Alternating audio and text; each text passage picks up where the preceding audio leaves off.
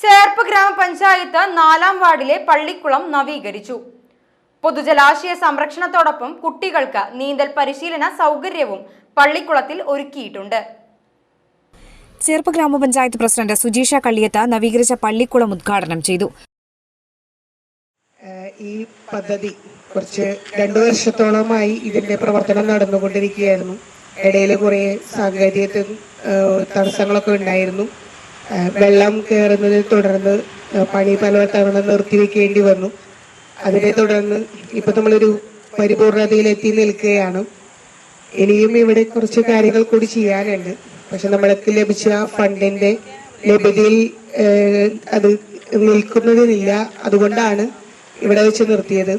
ഇനി NREGS ഉൾപ്പെടുത്തി ഇതിന്റെ ചുറ്റും ടൈല് വിരിച്ച് ഒരു മോർണിംഗ് വാക്കിനും അതുപോലെ ഈവനിങ് വാക്കിനും ഒക്കെ പറ്റുന്ന രീതിയിൽ ഒരു സംവിധാനം കൂടി ഇവിടെ ഒരുക്കണമെന്ന് തന്നെയാണ് ഞങ്ങൾ ആഗ്രഹിച്ചത്.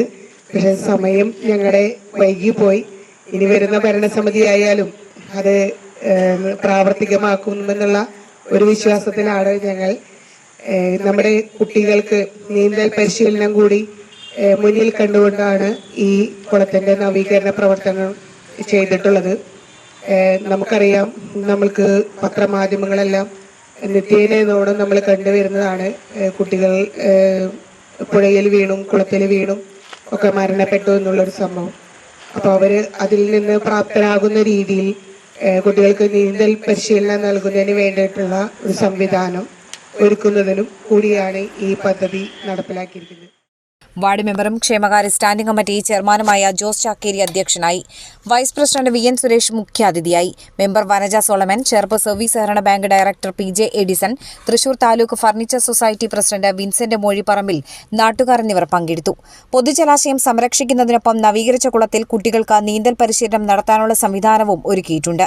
നിലവിൽ പഞ്ചായത്തിന്റെ നീന്തൽ പരിശീലനം പ്രൊജക്ട് തൃശൂർ അക്വാട്ടിക് കോംപ്ലക്സ് ആണ് നടത്താറുള്ളത്. വരും വർഷങ്ങളിൽ നവീകരിച്ച പള്ളിക്കുളത്തിൽ പരിശീലനം നടത്താൻ സാധിക്കും. നവീകരിച്ച പള്ളിക്കുളത്തിനു ചുറ്റും ടൈൽ വിരിക്കൽ, ഇരിപ്പിടങ്ങൾ സ്ഥാപിക്കൽ, രാവിലെയും വൈകിട്ടും രാത്രിയിലുമായി നടത്തം എന്നിവയ്ക്കുള്ള സൗകര്യങ്ങൾ ഫണ്ടിന്റെ ലഭ്യത കുറവിനാൽ ഏർപ്പെടുത്താനായിട്ടില്ല. വരുന്ന ഭരണസമിതി നിലവിലെ പദ്ധതി പൂർത്തിയാക്കുമെന്ന പ്രതീക്ഷയിലാണ് നിലവിലെ ഭരണസമിതി കരുതുന്നത്.